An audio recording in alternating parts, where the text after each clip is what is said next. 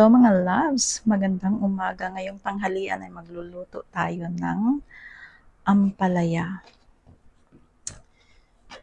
Para makakakain din si Chuchay ng ampalaya.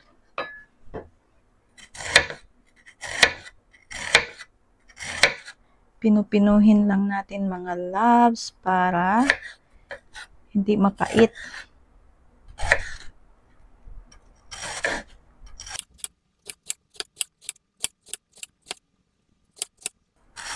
Habang naghihiwa-hiwa tayo nito ay nakasalang naman ang ating kanin. Dahil si Butingting kapag galing sa school, pag uwi nun ay gutom na gutom. Kahit may pagkain na siya sa school. Yun ang napapansin ko sa kanya ngayon mga loves. Kada uwi niya, talagang ang dami niyang nakakain. Pabor naman yun sa akin kasi gusto ko siyang mag-gain ng weight dahil ang payatot.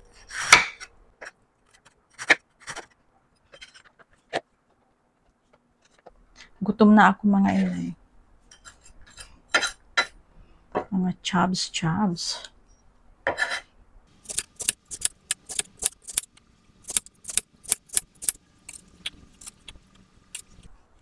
Huhugasan ko to ng mainit na tubig at asin para mawala yung pait. Ang isahog natin dito ay alamang at itlog. So ito ay ibababad natin siya sa mainit na tubig at asin.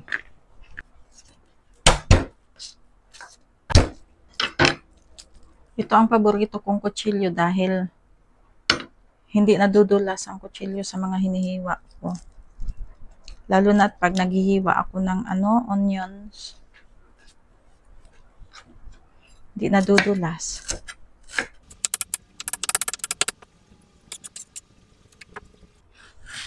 Konti lang ang onion ang ilalagay ko. Dahil konti lang naman din yung Kita nyo mga chubs? Hindi siya nadudulas,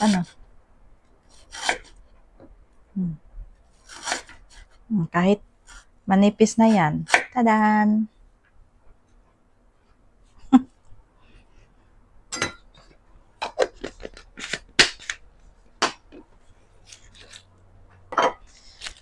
Siyempre nagugutom ako ay iinom muna ako ng Yakult. Hindi siya Yakult pero ito mga loves, cool. Gustong gusto ni Stacy. Probiotic.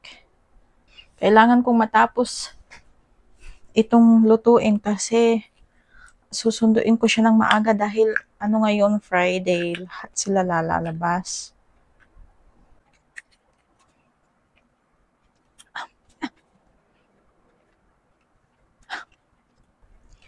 Medyo maasim-asim na matamis ba?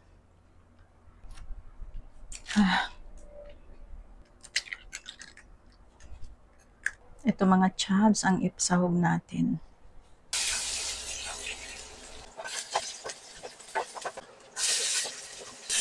Yan, nandiyan na ang garlic at onion mga chubs.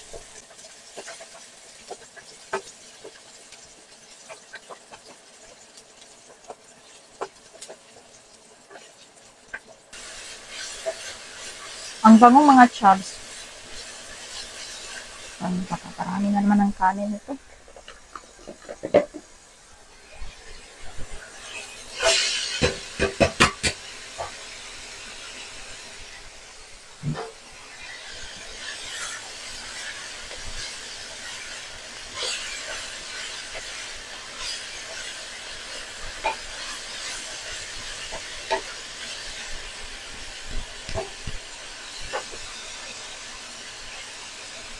Ayoko siyang lagyan ng asin mga chubs kasi maalat ang alamang, hinugasan ko lang. Tapos yung itlog nilagyan ko na ng panlasa.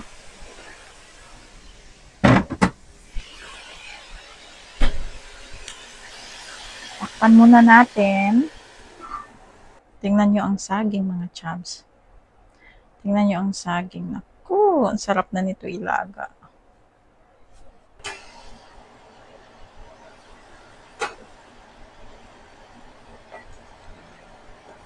Sabi, wag daw halu-haluin para hindi magpait.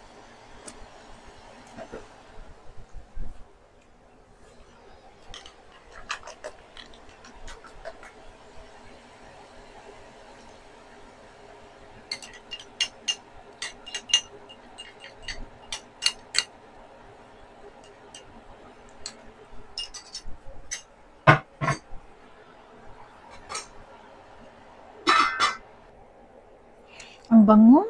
Ang bango-bango, mga chubs.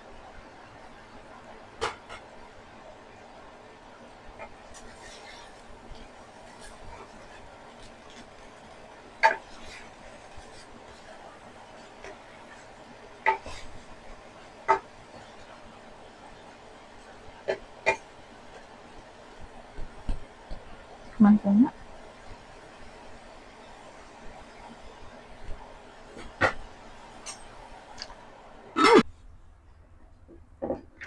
Dahil gutom na ako, mga chubs, titikman natin ang ating, hindi lang tikim, kakain muna ako. Ayan, mga chubs, ang ginisang ampalaya na may alamang at itlog.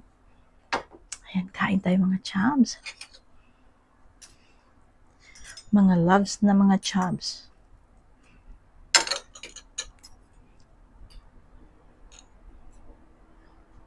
Tinikman ko kanina, ang sarap. Ewan ko lang po may kanin.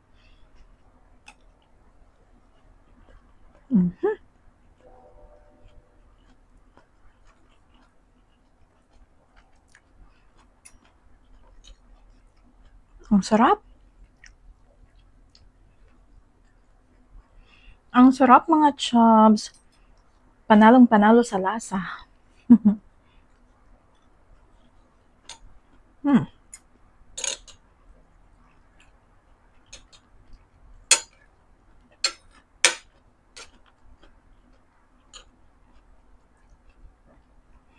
Hindi siya mapait. At hindi maalat. Hindi ko na siya dinagdagan ng asin kasi yung alamang maalat na hinugasan ko pa yun. Tapos yung itlog, tinimplahan ko na ng panlasa.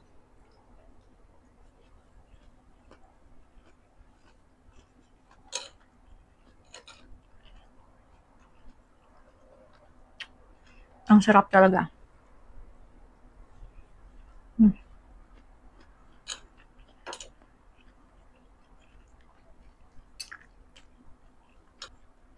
Pag ayaw nyo mapait ang ampalaya, ibabad nyo siya sa mainit na tubig at asin ng mga ilang minuto lang naman. Tapos, hugasan nyo ng maayos. Mawala ang pait. At saka sabi din,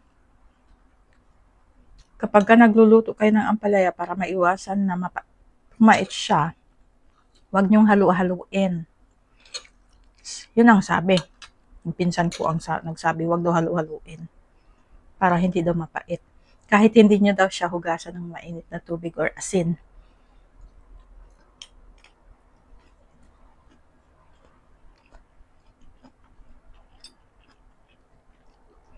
Ako, hinalo ko lang naman ng konti.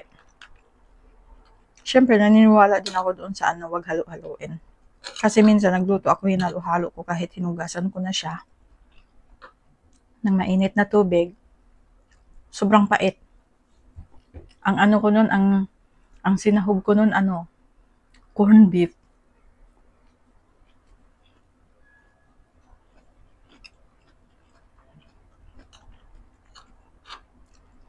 So, para makakakain yung mga anak nyo ng ampalaya,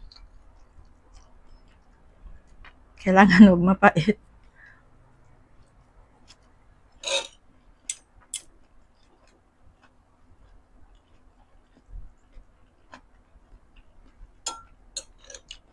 Kung ayaw ng mga anak nyo ang mapait ng ampalaya, yun ang subukan nyong gawin. Ano ko mga chubs. Ayan o. Lapit na maubos.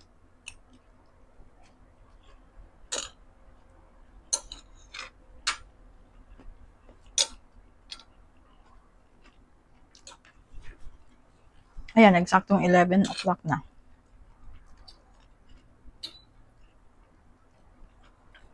Ang sarap.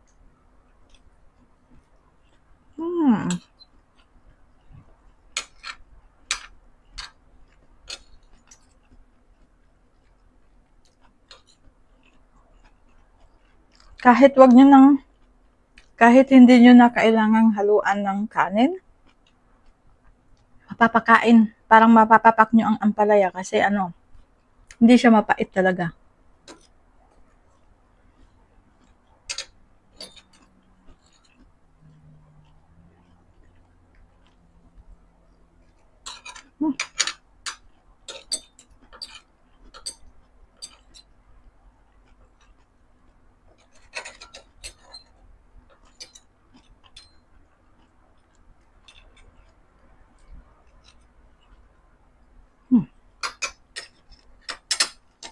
Simot mga chubs.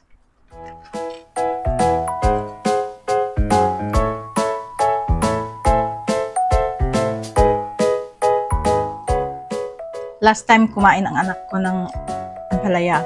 Ewan ko lang ngayon. Tingnan natin.